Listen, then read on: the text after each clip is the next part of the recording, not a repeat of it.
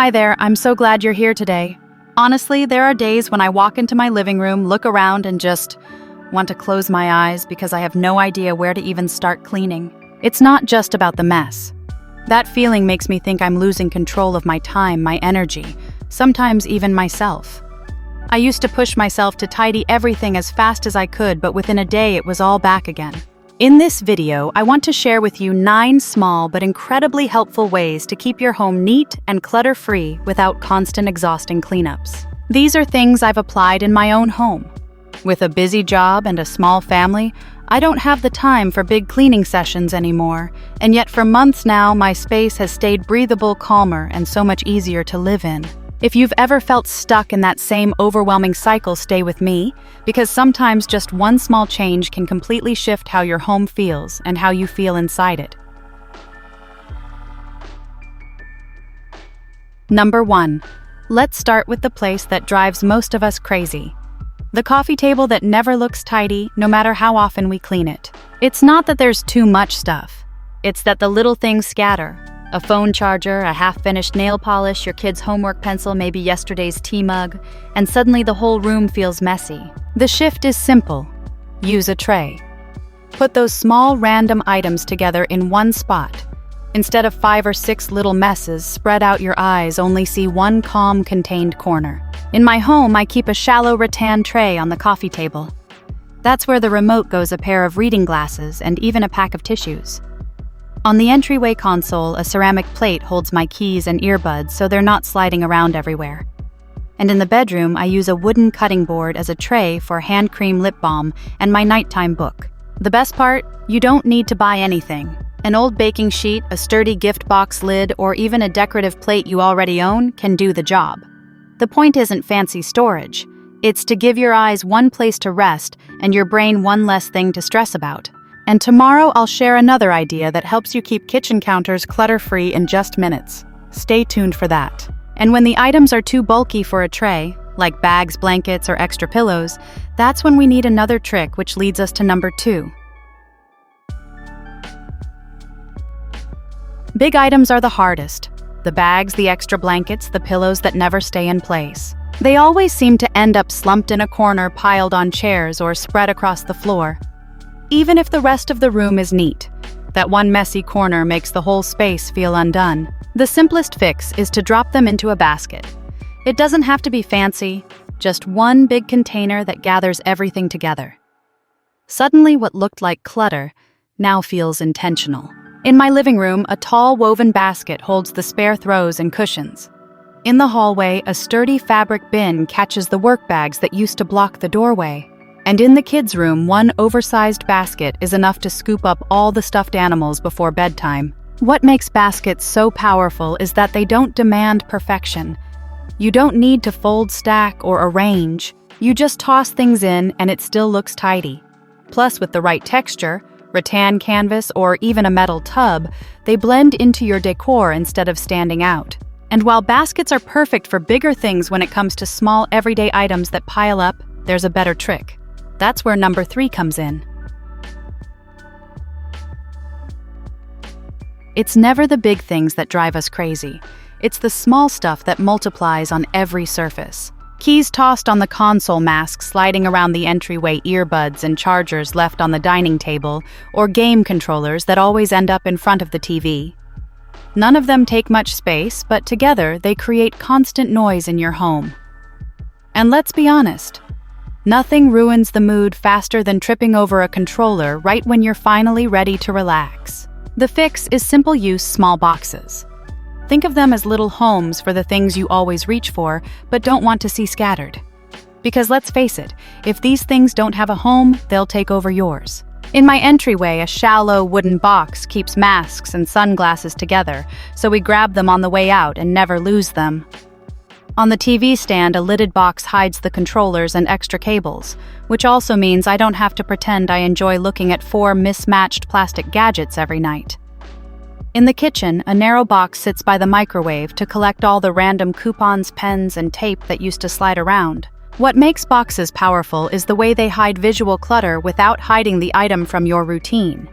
You still know where everything is, but now your eyes rest on a clean, calm surface. And bonus, when guests come over, they'll think you've got everything together, even if all you did was shove it into a box 10 minutes earlier. And while boxes work wonders for small daily items, sometimes the best solution isn't to hide things at all, but to hang them. That brings us to number 4.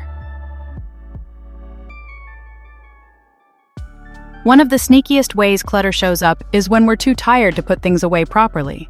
The jacket gets tossed on a chair, the bag slides to the floor, and suddenly the room looks like a secondhand shop exploded. The shortcut is simple: hang it on a door hook. When something is just one quick move away, lift and drop, you'll actually do it. It's faster than opening a closet and definitely better than piling things on that chair of shame we all secretly have. In my bedroom, hooks behind the door hold the tote bags I rotate every week. In the bathroom, one hook keeps the towel off the floor without me pretending I'll fold it neatly. And near the front door, a set of hooks saves my purse and my son's backpack from ending up in the hallway like abandoned luggage. The best part: hooks don't just save space, they save arguments. No more whose jacket is this or why is the bag here again. Everyone gets their own hook and suddenly clutter has nowhere to land. And as freeing as it feels to hang things up, there's one type of mess hooks can't save you from: that tangled jungle of wires, which is exactly where number 5 comes in. Nothing makes a room feel messier faster than a nest of tangled wires. You clean the floor, wipe the shelves, light a candle, and still the jungle of chargers and extension cords ruins everything. It's like the mess has its own spotlight. The fix: hide them in a cable box. It's not high-tech, it's not expensive, but it makes the biggest visual difference.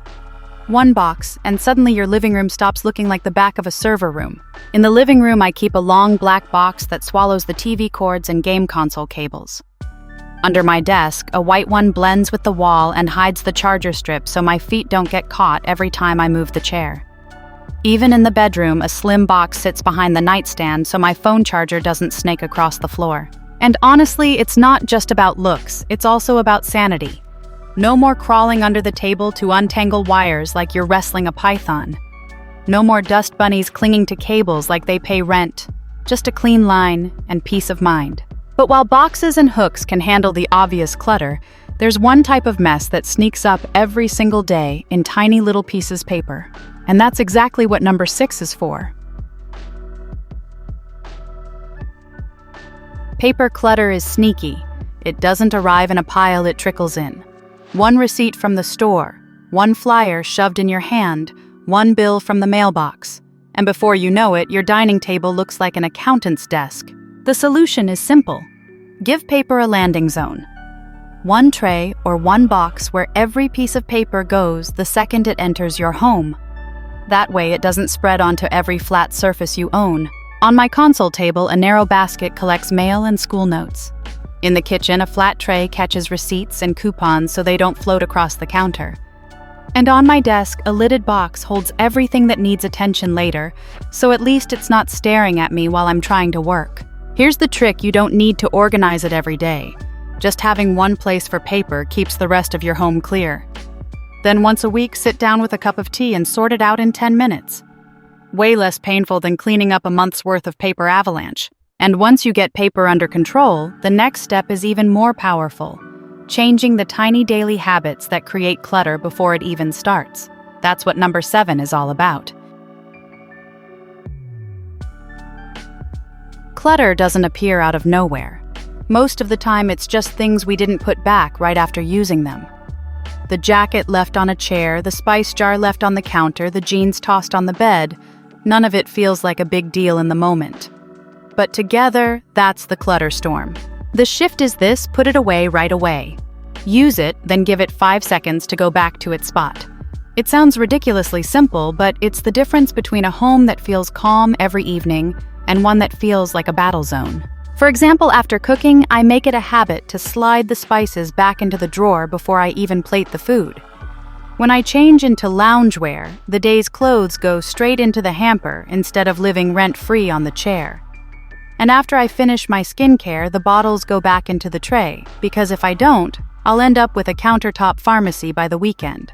Sure, it takes a little discipline at first, but once it becomes automatic, you'll notice your big cleanups shrinking into almost nothing. And honestly, it saves you from that dreaded Sunday cleaning marathon we all secretly resent. But even with this habit, there will still be days when you're tired, rushed, or just not in the mood. That's when number 8 comes in, a quick reset that takes only 5 minutes. Some days, no matter how good your habits are, life just takes over. You're exhausted, the kids left toys everywhere, the kitchen still smells like dinner, and the thought of cleaning up feels impossible. That's when the 5-minute reset saves me.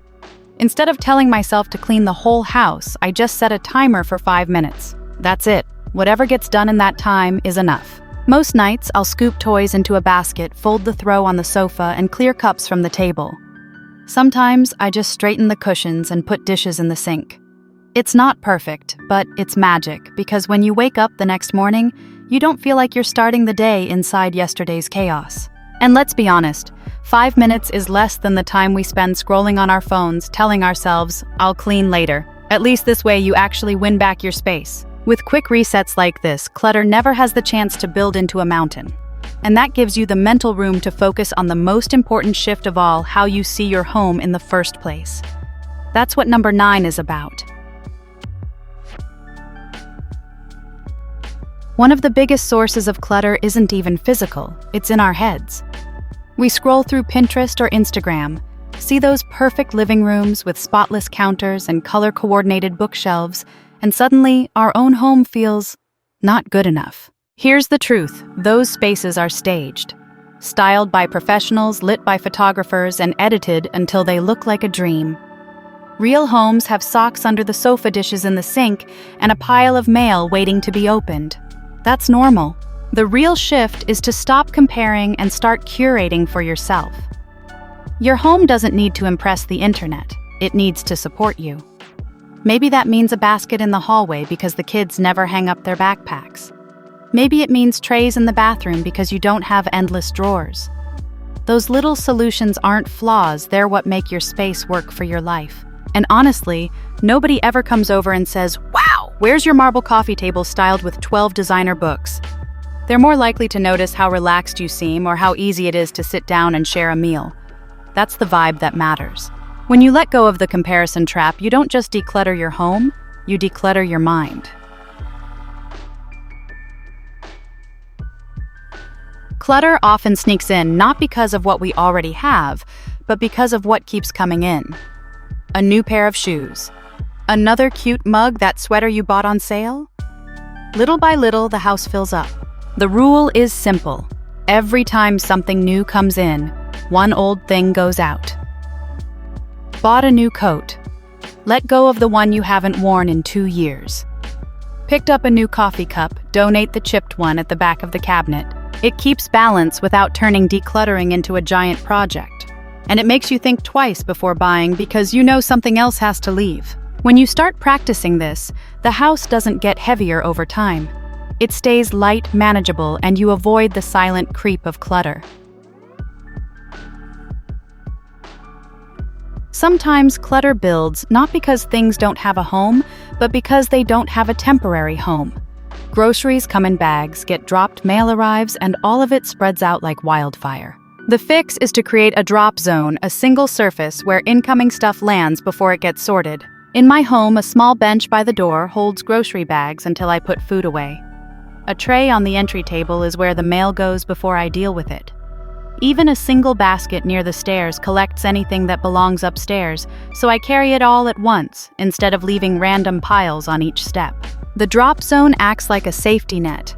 Things don't explode everywhere, and you don't feel instantly overwhelmed the moment you walk in the door. Your nightstand is the last thing you see at night and the first thing you see in the morning. If it's buried under books, chargers, and random stuff, you start and end your day with clutter in your face. Do a quick edit, only keep what you truly use before bed or right when you wake up. For me, that's a lamp, a glass of water, hand cream, and my current book. Everything else, receipts, extra chargers, half-finished notebooks, gets moved out. It feels like such a small shift, but it changes the whole mood. Climbing into bed feels calmer, and waking up doesn't start with the stress of, "I should clean this up." clutter isn't only on your tables or floors, it hides in the fridge too. Half-used sauces, forgotten leftovers, expired yogurt cups. They pile up until opening the fridge feels like digging through a mystery box. The fix is simple: a weekly fridge reset. Pick one day. For me, it's Sunday evening, and take 5 minutes to toss expired items, wipe one shelf, and group things together. Drinks in one spot, condiments in another, leftovers on a single tray so they don't get lost at the back. It's not just about looks. A clean fridge saves money because you stop rebuying things you already had but couldn't see. And honestly, opening a fridge that looks organized makes cooking feel less like a chore and more like a fresh start. If your handbag or car is a mess, it follows you everywhere. Crumpled receipts, old snacks, pens without caps, random toys, it's basically a portable clutter bomb. And every time you need something important, you dig through chaos to find it. The trick is to do a quick clean out every few days. Dump the bag, shake out the crumbs, yes, we all have them, and put only what you need back in. Keep a small pouch inside your bag to corral the little things like lip balm chargers or keys. I also keep a tiny trash bag in the car. It sounds silly, but it saves me from that moment when an empty coffee cup rolls around on the floor for a week. When your bag and car are clear, your whole day feels lighter because you're not dragging clutter with you everywhere you go. One of the most powerful ways to stop clutter before it starts is to change how many times you handle an item.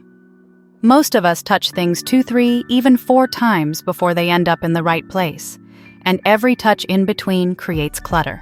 The one-touch rule is simple: when you pick something up, deal with it fully the first time. Mail goes straight into the paper tray or the recycling bin, not onto the counter for later. Dirty dishes go into the dishwasher, not sitting in the sink. Jackets get hung the second you walk in, not draped over the chair to fix later.